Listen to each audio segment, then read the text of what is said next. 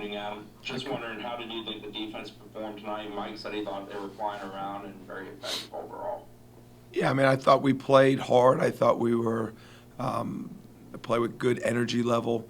Gave up a couple explosives. And credit to the offense. I thought they executed at a high level. They did a nice job tonight. I thought they ran hard, created some big plays. They capitalized on any mistakes we made. What I was excited about was when explosives did happen is the way we turned around and played in the red zone. We battled, on multiple occasions with that first group when the ball got down in there. So those are good things to see. After a play and however it got down there, our guys stood up, communicated through it, and definitely took advantage of some opportunities to play stout in the red zone. So those things were good. Next will be Irish O'Fell from Warchant. Hey, Coach. I know last week you talked about missed tackles being a bit of an issue. I'm curious how that went. And then also, could you just reflect on this week and how you guys came through it? I know it was a real challenging week physically and mentally. Yeah. I thought the tackling was solid. I think we overran a few cutback runs that we can't do, but I thought we were bringing our pads around our feet on contact a little bit better. We did fall off some, so we got it's a constant thing in college football nowadays with just your opportunities to tackle and how you teach it. You just got to take advantage of those. And I thought we did get a week better, but we still got to. That's going to be until the season ends. But I think we've gone 6 straight days of pounding and on the road, off the road, traveling, and those weren't really. We don't create those things to become problems, but it was a challenging week just from we gave them all the reason to continue to come together, continue to from moving to Jacksonville to coming back to the concepts of practice to the walkthroughs and. Even today, in the 7-shot, offense scored a few, but you saw the guys' energy level, in the intensity of, it not being okay and them coming together. So I thought we got out of the week what we wanted to, which was they were going to be challenged in a lot of ways this week by each other. I thought the intensity of those practices in Jacksonville were outstanding. Offense won some drills, defense won some drills. They get after each other. It was an intense grind fest, and I thought our team got better because of it. Next will be Seminoles from Knowles 247. Hey Adam, one player that Coach Norvell mentioned today is standing out to me. He mentioned a couple, but one I wanted to ask you about was Jamie Robinson. I guess what have you seen from Jamie throughout camp and his progression, and just tonight? I guess what stood out to you about his play? Jamie's trying to play as hard as he can every rep, and whether it's special teams. I mean, right now he's starting on kickoff and punt, and we're pushing him, and he's obviously playing a lot of snaps on defense, and we're moving around some to try to create flexibility for our defense, and to be able to showcase his talents. And Jamie's really come on these last couple practices. He's playing really hard. He's playing fast, and we got to clean up a few of his angles on some. But I know what Jamie's about. I'm looking forward to coaching him. Looking forward to pushing him, and he's pushing the other guys, and this team's important to him. All right, next will be Chris Neal. As far as takeaways this preseason, have you been pleased with how the defense has allowed some of them to come to them while also at times going and making the play and generating them on their own? Yeah, Chris, I've kind of, as we've progressed, we have these takeaway circuits that we work, but they've really become ball disruption circuits. And, we try to tell our guys, listen, we got to find ways to impact winning. And, that comes to, obviously when you take the ball away, it becomes, okay, that guy did it. But there's a bunch of things that go into it. And just our ability to disrupt the ball from the end of last season till now. And part of it is just because of the rules. The NCAA allows you now, in the winter, you were able to, work, even conditioning drills. You can beat it into their minds and create habits. And then, when the ball was becoming useful, when you could use the balls in the summer, there's just a lot of opportunities to teach. And, you see, especially the freshmen and the redshirt freshmen that really didn't know any different, like they're doing it subconsciously now. I mean, the hands are going up, they're attacking the football, and we're gloving the ball on some pass breakups. And I like where we're at now, but it's one of those things, if you take your foot off the fundamentals and you stop doing it, then they'll stop. And so we make sure that we constantly try to be proactive and coming up with new drills, coming up with film clips of showing our guys doing it throughout practices. And I think I like the direction we're headed with our fundamentals when it comes to ball disruption. All right, next will be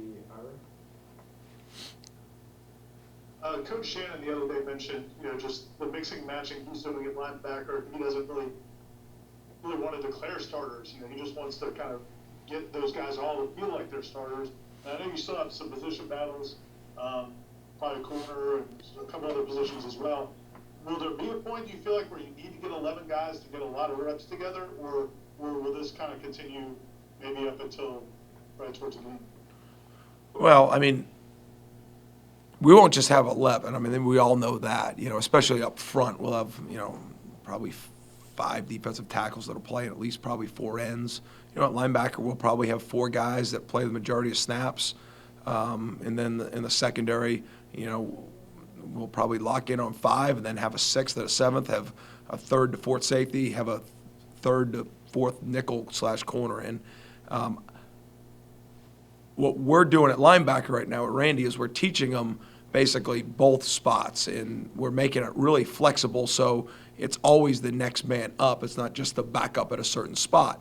I think we've done a good job in the secondary of doing that as well. Just you're trying to get the next best player ready, whether it's a corner, whether it's a nickel, whether it's safety. And so I like the flexibility, and I think it's come, again, with the new rules, we've got a lot more time on the field with these guys. And so it's allowed us to teach the concepts to a lot of people, and we have a lot of guys that played a lot of football. And so, we will be locked in on a rotation here as you get closer to Duquesne week. But you're still repping 3 groups now. So, you're rotating guys down, guys get banged up, so other guys go with other guys. But, yeah, I think it is important when you're working a lot of drill work that, the triangle of people working over 2 people are used to playing with each other. But I feel confident that we've got enough guys coming back from last year that's ready to go. All right, we'll go back to Brendan. Apologies, this might be kind of a weird question, but a night like tonight where the wide receivers make some good plays and contested catches, I know you guys want to win every rep defensively, but ultimately is that positive for the program to have that kind of competition and back and forth in a setting like this? For the program, absolutely. Like, there's nothing better than, for our offense to go out there and have success, because it's going to build the competition. Same thing adversely to defensively. I don't think you ever want to be one-sided in your football team. We have good wide receivers, and Jordan's playing really good football. I mean, he's putting the ball in really good places. We know what he can do when he's got the ball in his hands, but when he releases the ball, especially in the red zone, he's made some really good throws. And we've got a good set of wideouts. Ron does a good job with them. Coach Norvell does a great job with the offense. Alex, our quarterbacks, I mean, they show up every day, and, they're a super competitive group. I think it's been a really good back and forth, this fall camp. Next will be Aslan Hajavandi from Warchant. Coach, I don't know if luxury is the right word, but maybe benefits a little bit more appropriate, but just what kind of benefit is it for you as a defensive coordinator or the staff that, your best players, whether it's Jamie or Fabian or maybe a guy like Kalen or Tatum at the middle of the defense, are older guys, and guys like Jamie and Fabian and Coop that have been around now here for the entire 3 years that you've been here, that you all know each other so well. So what kind of benefit is that for you guys right now? I mean, it's critical. I mean, I was walking the hall down in Jacksonville, and DJ Lundy and me were walking together. We both look at each other and be like, we've been at this for 3 years together. And, there's a lot of history there, and there's a lot of growth. And then with history and growth, there becomes trust. And, we've gone through failures. We've gone through some successes. And, we've got a chip on our shoulder. We've got to go play good football. But to do it with guys that you have history with, a lot of these guys have played a lot of football. Some of them weren't ready for it. And, we put them through it, and we went through it with them. And so we've kind of grown up as Seminoles together. And it's our job to make sure we go out there and play the way the Seminoles deserve to play. We got time for 3 more. We'll go to Carter Hi, Adam. Hi. You mentioned the receivers a little bit, but just in what ways has the passing game pushed the defensive backs this preseason, and just how in like what ways is it a challenge for them? Well, we have good players at wideout. You know, they go up and they catch contested balls. They're aggressive, good route runners. And, I think our offense does a great job, formationally and just with actions. I mean, over the history of Coach Norvell's career, I mean, they've been, really productive. And, they can run the football, and anytime you can run the football, it creates a lot of plays. And, I think Jordan's super comfortable in the offense at this point, and, just their execution level is really started to pick up. And, it comes down, especially at wideout sometimes, making some of those one-on-one contested plays. You saw it today. Duke had great coverage on Johnny. It's a one-on-one play. 3 hands are on the ball, and, the 2 hands with Johnny rips it away. Yesterday down in Jacksonville, Duke made one of those one-on-one plays. And, our job as coaches to make sure we're coaching the fundamentals and, coaching how to win on the rep. But on good teams, those are back and forths. And when you win the rep, you're excited about it. When you lose the rep, you want to do it again, line it up and rerun it. And that's what we're creating right now with that competition. All right, next will be Ira. I think I think you've spoken before about now that the understanding is at a higher level for the players of the defense, that you guys are able to do a little bit more. I think you guys simplified some things last year. When it comes to bringing pressures from different areas, do certain guys just have an innate ability to be better at that, or is it more just about scheme and timing and that type of thing? When you ask that, are you saying innate ability to be a blitzer, or are you saying to handle the schematics of it? I was talking more about to be a blitzer. Yeah, I definitely think you have schemes where you say, hey, this is the player that's going to blitz on this play because of the formation, the look, the call, the formation distribution. Then sometimes I need to bring this guy because he's really good at doing this, right? And so as a play caller, and sometimes that becomes a little bit more third down oriented, right? That, I'm going to bring him to do this. But, I mean, I've had players over the years where you say, listen, I mean, remember the first time Hampson, my first year here, came back against NC State, the first play in, we blitzed him off the weak side, and he made a play. I was waiting to coach him forever. And there are certain guys like that, regardless of the formation, this is the guy I want to bring, and he's going to make full-speed decisions. I think last year we got really sound. Teams weren't beating us schematically. We were leveraging the ball. We were tackling. We were sound. And we were just trying to get to one-on-ones that we could win. I think as we've gotten better, now we've allowed ourselves to be more. I mean, I always have wanted to be teams that create TFLs, create sacks, because that's how you win third downs, because you get them in third down situations that are bigger or longer.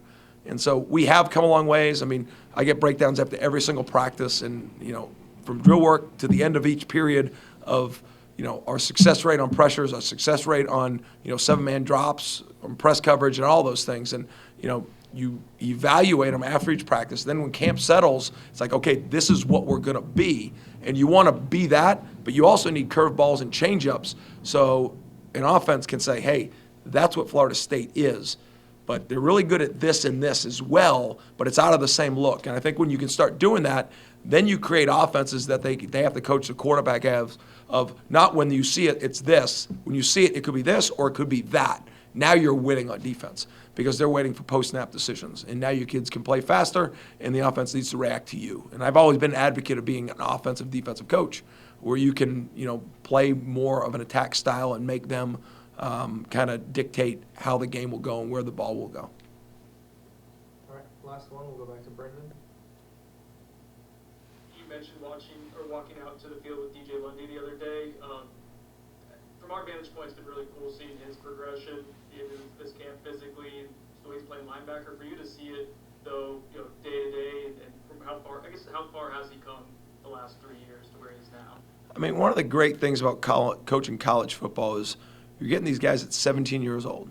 And, you know, you get into that third year, and, you know, at 17, you know, they're wide-eyed and they want to play. They think they're the best players in the country, and you don't want to take that away from them, but there's some growth there that needs to happen, you know. And now, you know, there's a number of these guys. To even go down the list, you guys have the list. I mean, but there's a lot of these guys who are lining up and they were playing 3 years ago. And, you know, now just the confidence and the understanding in the relationship, you know, of, you know, what it needs to look like from coach to player and from player to coach. So, you know, I'm proud to be their guy, to be the defense coordinator for these guys, to be able to meet with them every day and try and help them through all the things they need to go through.